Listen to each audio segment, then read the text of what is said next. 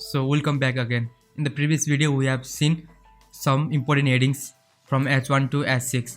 So in this video we will see the HTML paragraphs.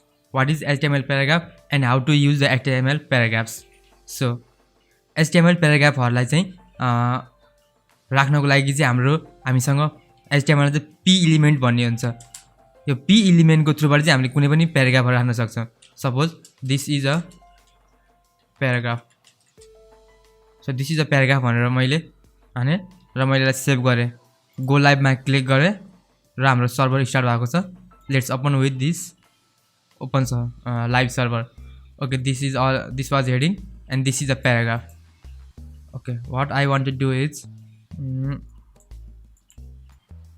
I will comment this all. Okay, this all is now comment. Okay, यो paragraph भयो है.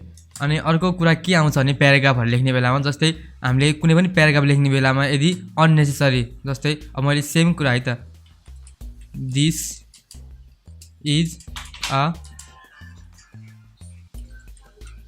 A paragraph भनेर मैले हाने. This is a paragraph भनेर हान्दाखेरि यो different लाइनमा प्रिन्ट हुनुपर्ने हो नि हैन त. बट तर के गर्छ भने ब्राउजरले चाहिँ यो पेजहरु इन्डेक्स गर्ने बेलामा चाहिँ के गर्छ भने यो वेब पेजहरु देखाउने बेलामा चाहिँ अननेसेसरी जति पनि त्यो ग्यापहरु व्हाइट स्पेसहरु हुन्छ नि स्पेसहरु त्यो सबलाई चाहिँ ब्राउजरले रिमुभ गरिदिन्छ. सो यदि हजुरहरुलाई यसरी लाइन ब्रेक गरेर लेख्न मन लाग्यो भने चाहिँ HTML मा चाहिँ के हुन्छ भने br ट्याग भन्ने एलिमेन्ट हुन्छ है. यो br ट्याग भनेको चाहिँ लाइन ब्रेक गर्नको लागि युज हुन्छ. मेबी मैले यो अरु भिडियोमा नि भने हुनुपर्छ है प्रिभियस भिडियोमा नि. So you can use a br tag for a new line. यसले चाहिँ न्यू लाइनमा ब्रेक गर्न हेल्प गर्दछ. ओके, लेट्स सी है त. त्यसो भयो नि त.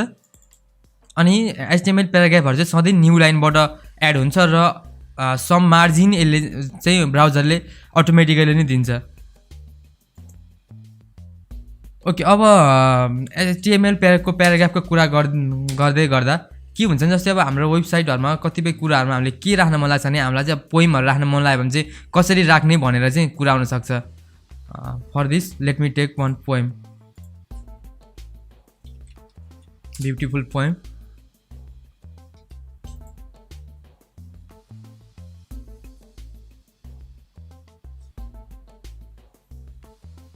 Okay, let's take this poem.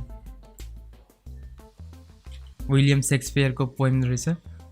Late me take this. Okay, अब यसलाई मैले यदि प्याराग्राफमा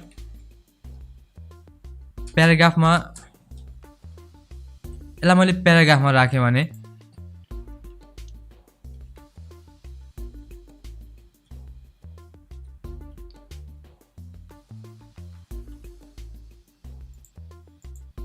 लेट सपोज मैले यसलाई यसरी राखे भने त्यहाँ वेबसाइटमा भएको जस्तो यो पोइम यसरी नै बस्छ त.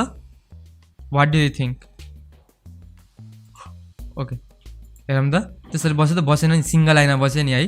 त्यसो भए त हामीले यो वेबसाइटमा यो कसरी राखे त भनेर हाम्रो क्वेशन राइज हुन्छ कि अब यो ब्राउजरमा चाहिँ यो वेबसाइटले चाहिँ यसलाई कसरी राख्यो भन्दाखेरि यसको सोलुसनको लागि चाहिँ के छ भने हाम्रो एउटा एलिमेन्ट छ हामीसँग HTML मा प्री एलिमेन्ट भनिन्छ है. यो प्री एलिमेन्ट भनेको चाहिँ प्री फर्मेटेड टेक्स्ट हो. यो भित्र चाहिँ हजुरहरुले टेक्स्टलाई जसरी लेख्नुहुन्छ नि त्यो त्यसरी नै हजुरको वेबसाइटमा चाहिँ देखिन्छ. लेट्स सपोज यहीलाई चाहिँ कपी गरे मैले विलियम शेक्सपियरको. ओके, यसलाई सेभ गरौँ. सेभ गरेपछि के हुन्छ हेरौँ है त. ओके, यु क्यान सी अघि माथि प्याराग्राफ युज गर्दाखेरि यसरी आथ्यो भने अब यो चाहिँ एज अ पोइमको रूपमा प्री फर्मेटेड टेक्स्ट भनेर आउँछ.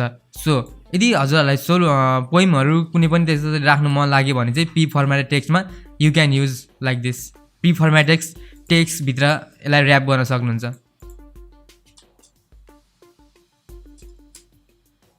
HTML प्याराग्राफमा बुझ्नुपर्ने कुराहरु यति नै हो. सो अपकमिङ भिडियोहरुमा चाहिँ म हजुरहरुलाई HTML को कोटेसनहरु कसरी राख्ने HTML मा हैन, अब टेक्स्ट फर्मेटिङहरु कसरी, टेक्स्टलाई बोल्ड कसरी गर्ने, इटालिक कसरी गर्ने हैन, अब सब स्क्रिप्ट सुपर स्क्रिप्टहरुको बारेमा भन्नेछु. So thank you so much for watching I will see you in the next video